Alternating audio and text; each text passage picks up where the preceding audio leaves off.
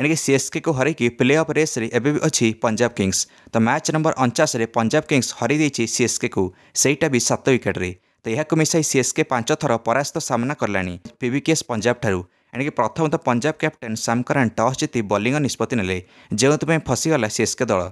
तो प्रथम बैटिंग करी तो 6 ओवर सीएसके 55 रन कर देइथिला, किंतु हठात पीवीकेएस बॉलर हरप्रीत बरार आसिले आ 2टा विकेट नहीं गले लगालागी। राहुल चहर मध्य गोटे विकेट नेले। देखु देखु 55 रु 70 रन भितर 3टा विकेट पड़ेगा सीएसके रो।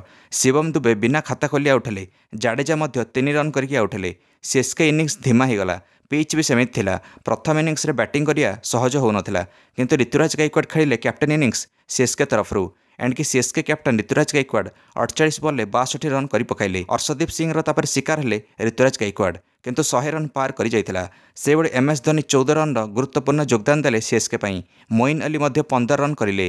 तबे डैरिल मिचेल गोटे रन करके आउट होते। सीएसके स्कोर पहुंचला 162 रन निर्धारित 20 ओवर में 7 विकेट हराई। एणिक 163 रन टार्गेट थिला पंजाब दल आगे। तो 18 ओवर में पंजाब दल चेस करनेला यही टार्गेट। आरंभर प्रभ सिमरन सिंह ओपेनर पंजाबर आउट होते मात्र 13 रन करके, किंतु राइली रूसो और जॉनी बेस्टर गुरुत्वपूर्ण योगदान रहा। ए दुई जन पार्टनरशिप कले। तो राइली रूसो 43 रन कले, जॉनी बेस्टो 46 रन। ए दुई जनक जो इनिंग्स बहुत आगू पड़ेगा। तो शशांक सिंह तापर आसिकी 25 रन योगदान देले। सैम करन मध्य 26 रन योगदान देले। और शशांक सिंह और सैम करन मैच जिताई देले। 7 विकेट पंजाब किंग्स जितला मैच। ए पंजाब दल सीएसके को हराई 7 नंबर को पड़े आसला पॉइंट्स टेबुल।